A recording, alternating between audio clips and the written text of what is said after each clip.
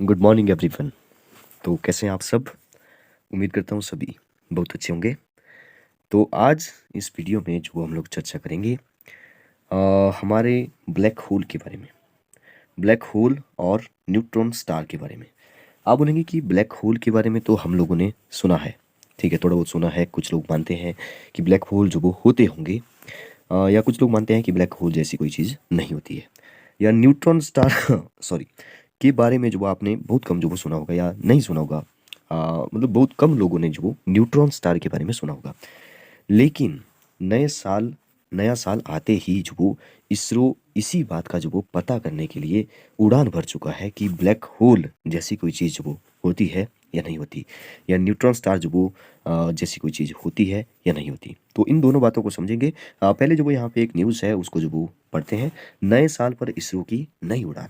आज सुबह 9:10 पर PSLV C-58 की लॉन्चिंग। तो आपको एग्जाम के पॉइंट ऑफ व्यू से वेरी वेरी इंपॉर्टेंट। बहुत सारे एग्जाम में जो वो अंतरिक्ष से रिलेटेड जो वो पूछ जाते हैं, कौन सा सैटेलाइट कब भेजा, किस मिशन के लिए भेजा, किसी किसके लिए भेजा, क्या करेगा वो, कौन कौन से उसके साथ जो भी पेलोड जो भी भेजे गए उसके साथ, ठीक है। तो वो सभी बातें जो आपको पता होनी चाहिए। जैसे यहाँ पे लिखा है कि 4 भारतीय स्टार्टअप भी भेजेंगे अपने सैटेलाइट, ठीक है। लेकिन यहाँ पे देखिए, पहले भारतीय अंतरिक्ष अनुसंधान संगठन इसरो नए साल की शुरुआत एक नए मिशन के साथ वो करने जा रहा है। इसरो के नए mission PSLV C-58 x ray polarimeter उपग्रह 10 अन्य पेलोड के प्रशिक्षण प्रक्षेपण के लिए 25 घंटे की उल्टी गिनती रविवार सुबह श्रीहरिकोटा के अंतरिक्ष बंदरगाह पर शुरू होगी, ठीक है। तो ये जो वो 1 जनवरी को जो वो भेजा गया, वेरी वेरी इंपॉर्टेंट। अभी जो वो किसके लिए भेजा गया, देखिए यहाँ पे इसके बारे में ऐसा कुछ लिखा नहीं है, आगे वाले पेज पे लिखा है। मैं ऐसे ही आपको बताने की कोशिश करता हूँ कि किसके लिए भेजा गया। आप सभी को मालूम है कि आपने जो वो कहीं ना कहीं ब्लैक होल के बारे में सुना होगा कि ब्लैक होल जो वो क्या होता है, क्या होता है ब्लैक होल। तो आप बोलेंगे कि हमने सुना है कि जैसे सूरज होता है, सूरज मतलब कि कोई तारा होता है। तारा, सूरज भी हमारा एक स्टार है, ठीक है। सूरज हमारे पृथ्वी के, हमारे ग्रह के, जो भी हमारे 9 ग्रह हैं, उनसे उनके सबसे नज़दीक वाला जो वो स्टार है, तो उसको हम सूरज बोलते हैं, तारा, ठीक है। उसकी अपनी लाइट होती है, उसी की वजह से हम लोग भी चमकते हैं। उसी की वजह से जो वो मून जो भी चमकता है, सूरज की अपनी लाइट है, हमारे ग्रह की अपनी लाइट नहीं होती है। बस सूरज की वजह से हम लोग जो वो चमकते हैं, सूरज की लाइट पड़ती है, रिफ्लेक्शन होता है, हम लोग दिखते हैं यहाँ पे, ठीक है। तो सूरज जो वो एक अल्टीमेट सोर्स ऑफ लाइट होता है। अगर सूरज नहीं होगा तो शायद हम लोग भी नहीं एग्जिस्ट करते। अब देखिए, अब सूरज है, तो सूरज कहीं न कहीं आप सभी को पता है कि सूरज में जो वो हाइड्रोजन हाइड्रोजन मिल करके जो वो हीलियम बना रहे हैं, चमक रहा है सूरज, एक एनर्जी क्रिएट हो रही है। अब एक एनर्जी जब वो क्रिएट हो रही है तो आपको पता है कि जो भी एनर्जी है वो जो वो कभी ना कभी खत्म होगी, ठीक है। तो क्या सूरज की जो लाइट है, क्या वो भी कभी खत्म होगी? जैसे कोई बल्ब होता है, फ्यूज़ होता है, तो क्या सूरज की भी लाइट कभी ना कभी खत्म होगी? तो यस, सूरज भी कभी ना कभी खत्म होगा।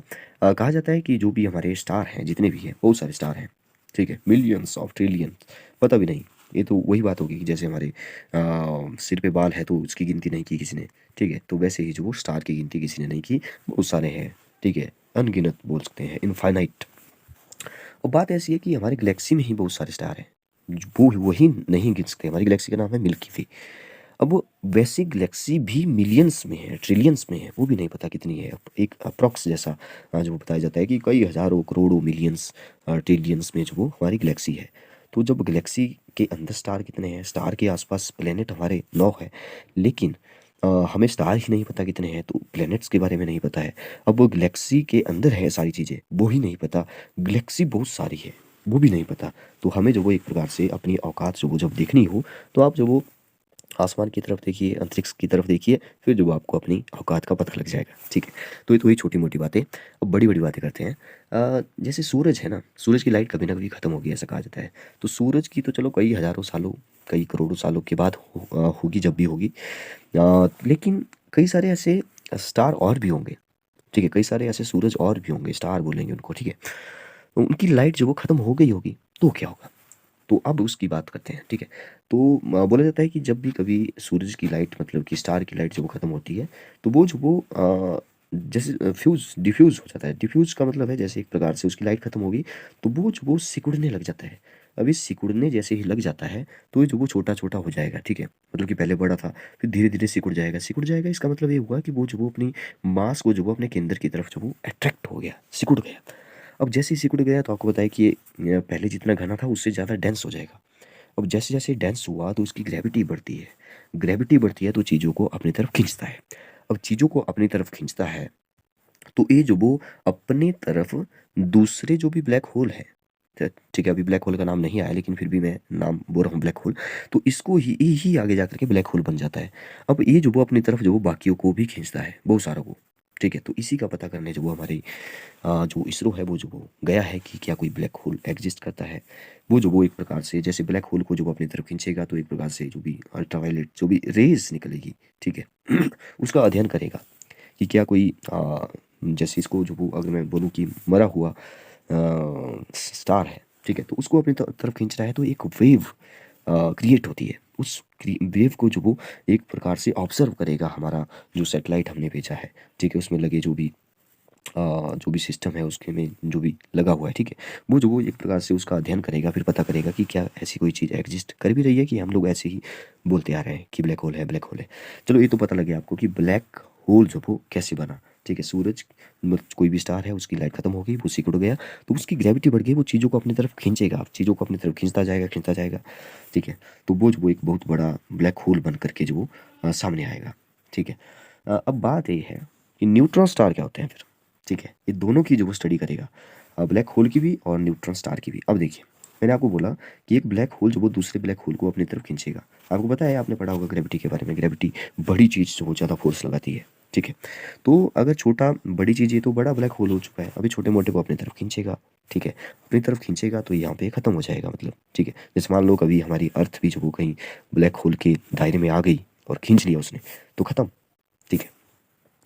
अब बात ऐसी है जैसे यहाँ पे एक और ब्लैक होल मैंने बनाया, ठीक है? इसको मैं रेड से बता रहा हूँ। ये जो वो दूसरा ब्लैक होल है, अब ये जो वो इसको अट्रैक्ट करेगा, ठीक है? ये इसकी तरफ खींचा चला जाएगा, इसकी तरफ खींचा चला जाएगा तो एक प्रकार से जो वो इसको डिस्ट्रॉय कर देगा। जैसे-जैसे खींचेगा ये जो वो चूर-चूर कर देगा इसको और अपनी तरफ मिला देगा। अब जो जिसको ये खींच रहा है इसके अंदर जो वो इसका जो कोर होता है, ठीक है? ये जो वो बोला जाता है कि इतना घना होता है, इतना घना होता है, मतलब कुछ ही मीटर आप लीजिए और वो जो वो सूरज से भी कई गुना बड़ा बड़ा मतलब कि कई गुना ज़्यादा जो इसका मास होता है। तो एक्चुअल में ये जो इसका कोर होता है, अंदर वाला सेंटर होता है, ठीक है? कुछ ही मीटर का, ठीक है? इसको जो हम लोग न्यूट्रॉन स्टार बोलते हैं। न्यूट्रॉन स्टार इसी को बोलते हैं। तो इसी इन दोनों ही चीज़ों का पता करने के लिए हमारे इसरो ने जो वो एक मिशन भेजा है जो कि फर्स्ट अ, जनवरी को जो वो हमने भेजा है। 2024 की शुरुआत हमने कर ली है, नई साल हमने कुछ इस तरह से मनाई है, ठीक है? तो ये बहुत बड़ी बात है हमारे लिए एक भारत के लिए गर्व की बात है। तो आई होप कि आप बहुत ही सिंपल भाषा में ब्लैक होल के बारे में और न्यूट्रॉन स्टार के बारे में समझे होंगे, ठीक है? तो अगर आपको वीडियो अच्छी लगी है तो लाइक करिए। Thank you and have a nice day.